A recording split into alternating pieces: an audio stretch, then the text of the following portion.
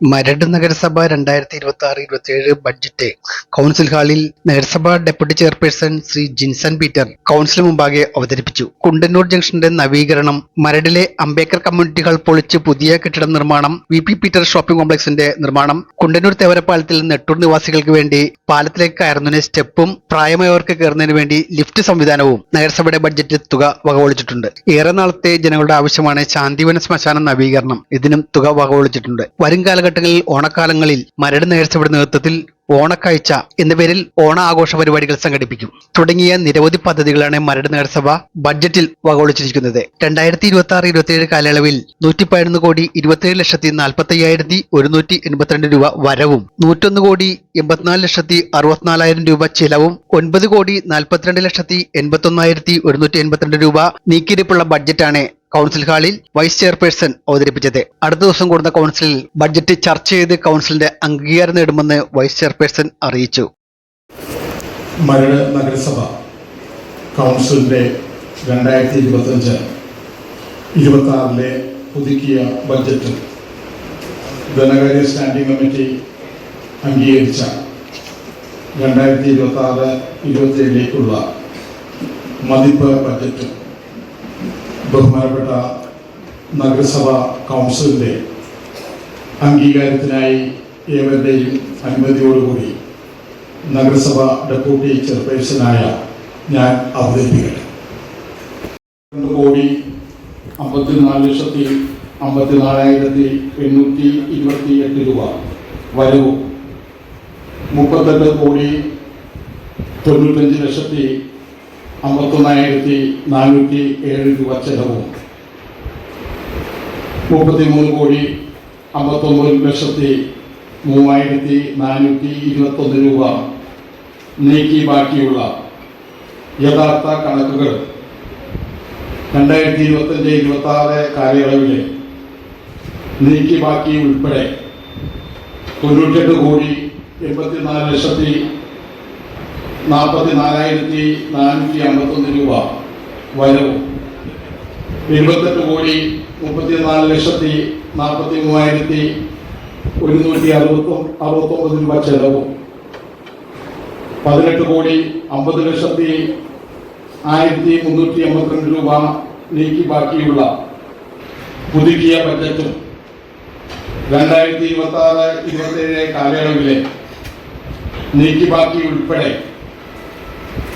111,47,182 രൂപ വരവും 101,84,64,000 രൂപ ചെലവും 9,42,81,182 രൂപ നീക്കി ബാക്കിയുമാണ് പ്രതീക്ഷിക്കുന്നത്. ശാന്തിവനം ശ്മശാനം നവീകരണം.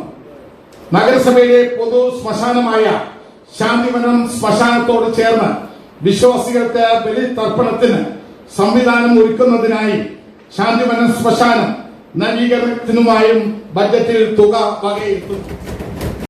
പൈതൃകവും ഐക്യവും ഉണർത്തുന്ന രീതിയിൽ വിവിധ കലാപരിപാടികൾ, ജനപ്രിയ കലാ വിരുന്നുകൾ, യുവജന കുട്ടികളുടെ അവതരണങ്ങൾ എന്നിവ സംഘടിപ്പിക്കും. പരിപാടിയുടെ ഭാഗമായി കുടുംബങ്ങൾക്കും കുട്ടികൾക്കും ഒരുപോലെ ആസ്വദിക്കാവുന്ന അമ്യൂസ്മെന്റ് പാർക്കുകളും വിനോദ സൗകര്യങ്ങളും സജ്ജീകരിക്കുന്നതോടൊപ്പം ചെറുകിട വ്യാപാരികൾക്കും സ്വയം തൊഴിൽ സംരംഭകർക്കും വനിതാ സംഘങ്ങൾക്കും അവസരം നൽകുന്ന എക്സിബിഷൻ വിപണന സ്റ്റാളുകളും ഒരുക്കുന്നതാണ്. ഇതിലൂടെ പ്രാദേശിക ഉൽപ്പന്നങ്ങൾക്ക് വിപണനവേദി ലഭിക്കുകയും ചെയ്യും. സാമൂഹിക ഐക്യവും സാംസ്കാരിക പൈതൃകവും സംരക്ഷിച്ച ജനങ്ങളോടൊപ്പം ആഘോഷിക്കുന്ന ഒരു പൊതുവേദിയാക്കി ഓണക്കാഴ്ച മാറും. പാലിയേറ്റീവ് ക്ഷേമ പ്രവർത്തനങ്ങൾ, വനിതാ ശിശുക്ഷേമ പ്രവർത്തനങ്ങൾ, വിദ്യാഭ്യാസ മേഖലയിലെ പ്രവർത്തനങ്ങൾ, പശ്ചാത്തല മേഖലയിൽ വിവിധ വാർഡുകളിലെ പ്രവർത്തനങ്ങൾ, അയ്യങ്ങാളി തൊഴിലുറപ്പ് പദ്ധതി, Amrita Mitra, Amrita 2.0, ULM, KSWMP, life, PMAY, Vijnana Keralam തുടങ്ങി ഒട്ടനവധി പ്രവൃത്തികൾ ഈ സാമ്പത്തിക വർഷം വാർഷിക പദ്ധതിയുടെ ഭാഗമായി ഈ ബജറ്റിൽ വകയിരുത്തിയിട്ടുള്ളതാണ്. സമസ്ത മേഖലയെ സ്പർശിച്ചുകൊണ്ട് തുക വകയിരുത്തുന്നതിനും ഈ ബജറ്റിൽ സാധ്യമായത് ഏറെ സന്തോഷം ഉണ്ടാക്കുന്നു. മരടിന്റെ വികസന പ്രവർത്തനങ്ങൾക്ക് എന്നും പിന്തുണ നൽകുന്ന ശ്രീ ഹൈബി ഈഡൻ എംപിക്കും ശ്രീ കെ ബാബു MLAയ്ക്കും ഈ അവസരത്തിൽ പ്രത്യേകം നന്ദി അർപ്പിച്ചുകൊള്ളുന്നു.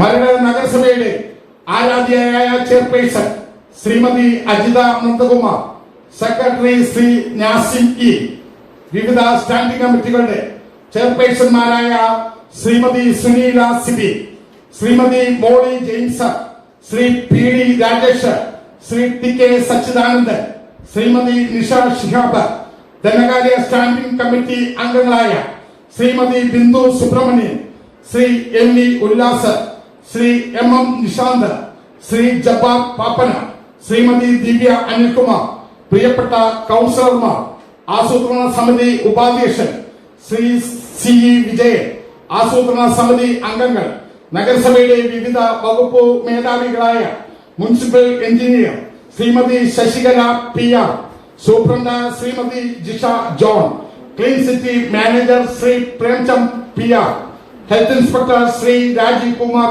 R, accountant Shri Shajan,